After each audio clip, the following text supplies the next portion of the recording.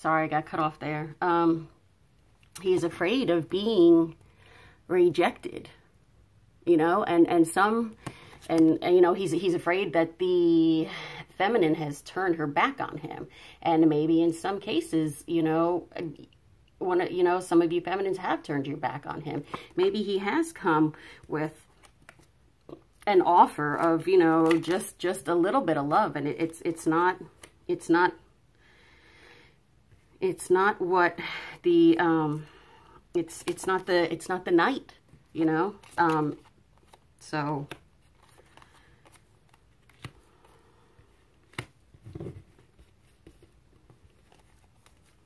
oh my God, what was I just saying? Communication. Yeah. So, you know, he's communicating this offer, and you know, he's and some feminines are, you know, are like, look, you know, you've done this, you've done that, you know, there's communication going on both sides, and he's just, he's so afraid of hearing that you've moved on. He's so afraid of hearing that, you know, he waited too long, or, you know, the offer, you know, it's just, it's too little too late, they just said. Wow. Contemplation. That's exactly what he's thinking. You know, he's kind of squirreled himself away, you know, pondering, wondering, you know, getting like a hamster wheel in his head. It just keeps going over and over and over.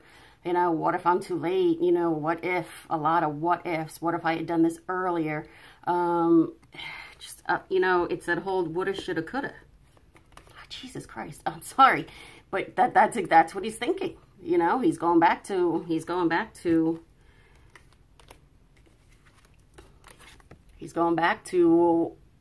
when they were kids, and how beautiful everything was. You know, things were innocent then. Things weren't so complicated as they are now. You know, he's been living in his free will. You know, he hasn't been listening to divine guidance and picking up on the signs. He's been doing free will. But that's changing. Yeah, see, no communication, mute, nothing. Haven't heard anything from your masculines probably in a very long time, which is why he's afraid.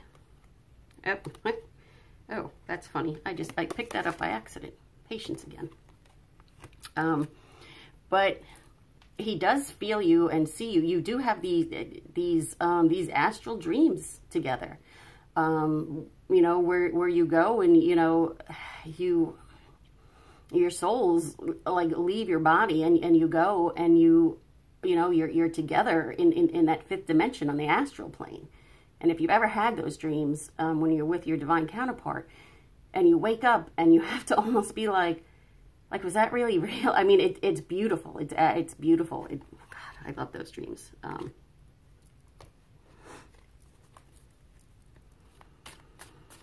What else, Spirit?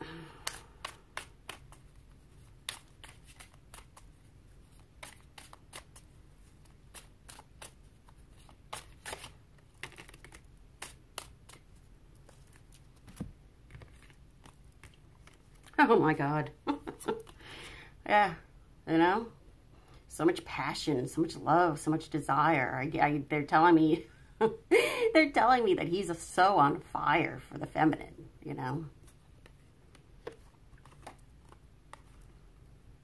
And I'm getting something, but I need more. Okay. Anything else?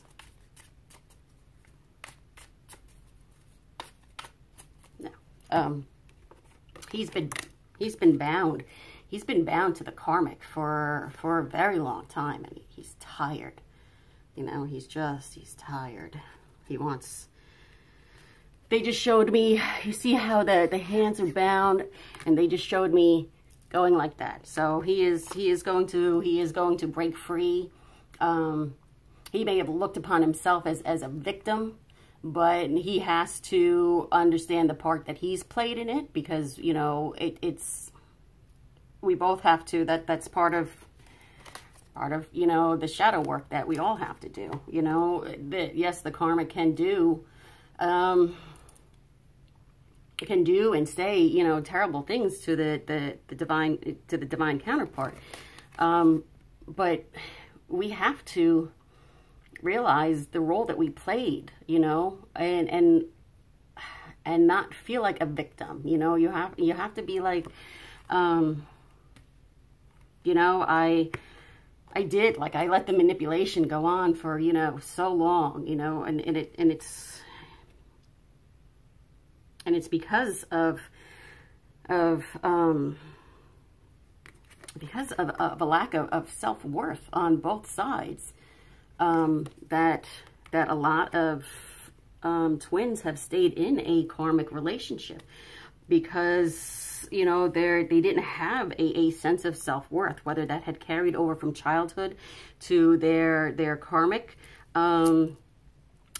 relationship now, or if, you know, or if it didn't come from childhood, it was something that was just slowly eroded away by the karmic. I mean, you know, whether you like it or not, we have to accept the fact that part of us did allow this to happen to us. You know, like, we weren't strong enough, and that's part of everybody's shadow work, is accepting the part that we've played in it, taking the responsibility and letting it go, and forgiving yourself. I like these cards. These are like one of the first things I've gotten. I haven't brought them out, but I was very guided to bring them out today. They're just called Miracles Now. So,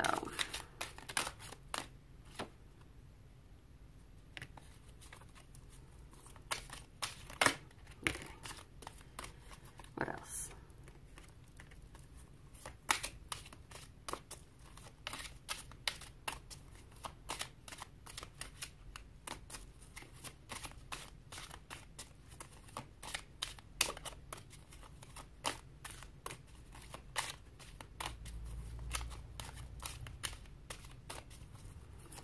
There we go.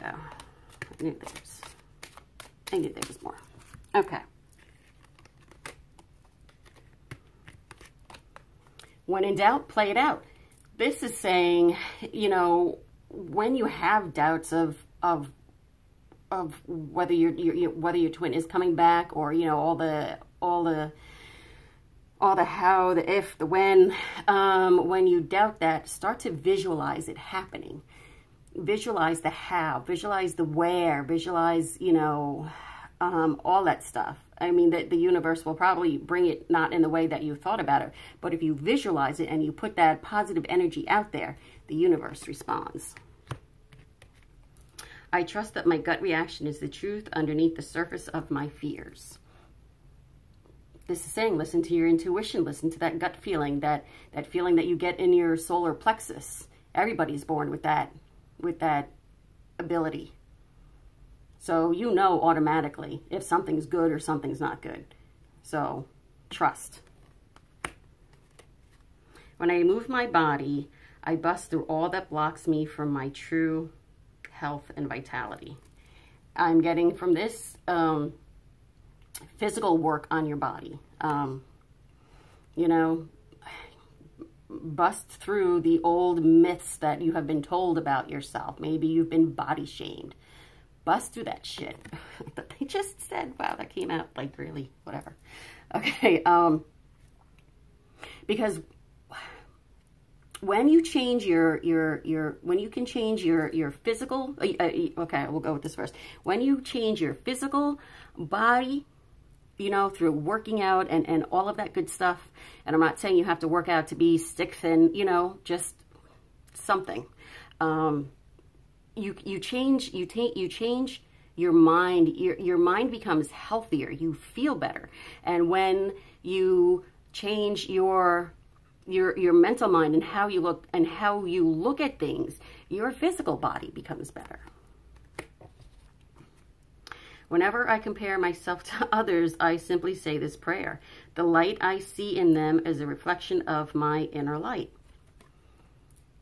I'm getting this as not, don't compare yourselves to the karmics. First of all, there is no comparison. We are the queen. They are not. They are this deceptive hiding, sneaky person, which is necessary. You know, I don't want everyone to be, you know, hating on the karmics, because if it wasn't for the karmics doing this stuff, and it doesn't have to be a romantic karmic partner. You could have, your mother could be your karmic, your father could be your karmic, you know, it could be a friend, you know, a coworker. Take it how it fits. It's not always a romantic thing, but that karmic person that is in your life is there to push you, to make you better, to get you out of what it is you were in, to make you face and do your shadow work. And it is because of them that brings us closer to union. So as much as a lot of people want to hate on karmics, eventually you can come to a place where, you know, it's just like, well, you can go one of two ways. You can be like, okay, keep doing the horrible stuff to, you know, my divine counterpart, because you're only pushing them towards me. Or, you know, you can wish them, you know, like when I pray, I ask that, you know, my masculine's karmic, I pray that, you know, take from her hurt and her pain, because a lot of karmics have hurt and pain in their life, which is why they're projecting it onto the masculines or the feminines. So I ask that be taken for transmutation and healing. You know, let them heal, let them go, you know, let them go and go on their own path. Just get off my path. That's terrible. I shouldn't say that, but, you know, I'm human. I feel like that. So there is no comparison.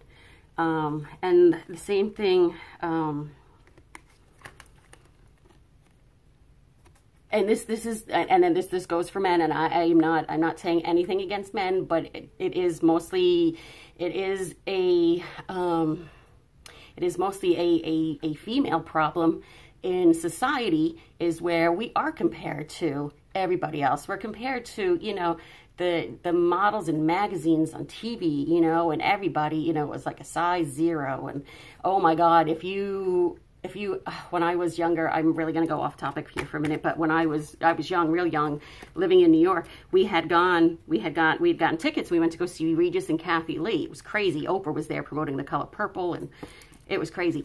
So, you know, and if you think, and my point is that Kathy Lee looked emaciated, really. And this was coming from my 14-year-old mind, that I thought that. You know, they look thin on TV, but when you see them in real life, they're even thinner, and they look unhealthy. And this is, you know, I know this can be like a topic that's, you know, you don't want to talk about. But they really do. They look disgusting. And there's nothing wrong if that's the way your metabolism is to begin with. That's something you can't change. But a lot of women do it so that they look like this. Don't compare yourselves to them. Don't, ever. And it's hard to get to that place. I know, trust me. I fight with that sometimes myself. And,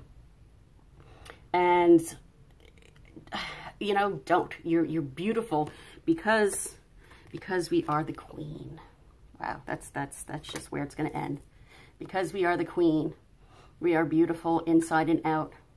And our masculine loves us no matter what shape we look like. No matter if we have gray hairs. No matter if we've birthed children and we have stretch marks. You know, all right, I'm going to get a little personal here for a minute. My masculine had said to me, because I was, for a while, I was not in a good place when we first came back together after 30 years. And I kind of was comparing my physical, I knew mentally and emotionally that as karma had nothing on me, but I was caught up in the physical part of it. And she's real, you know, she's very thin, she's, you know, she's fit, she looks nice. And I was, you know, I was like, you know, I said to him, I was like, yeah, like, you know, I was like, I'm sorry. And I might cry because this was just really painful then. I said, yeah, I go, you know, oh my God, I almost said his name. I said, you know, I go, I've had 3 children, you know, I said, I'm not real thin like her, you know, and I have, you know, I have stretch marks, and, you know, I go, it's not like, I don't look like it was when we were 17 and dated. And he was so kind, and he was so sweet, and he was like, and even at 17, I was very curvy. There's this joke that we say that I was busty booty and body. No, busty booty and belly. You know, I wasn't thin like everybody else. I was a curvy girl. But he said, no, he goes, you were beautiful at 17. He goes, you're beautiful now. He goes, you've had 3 children. He goes, I know what a woman's body looks like, what a real woman's body looks like. And he was like, don't ever be ashamed. So, my point is, don't be ashamed. Because we're the queen. We are the shit. We are it. So, thank you very much for that little therapy session that I just had on you for the last little bit. Oh my God, I'm sorry. But what Spirit compels me to say, I say. All right, thank you so much again for listening to me babble half the time. I'm really grateful for it. And thank you all very much. Namaste.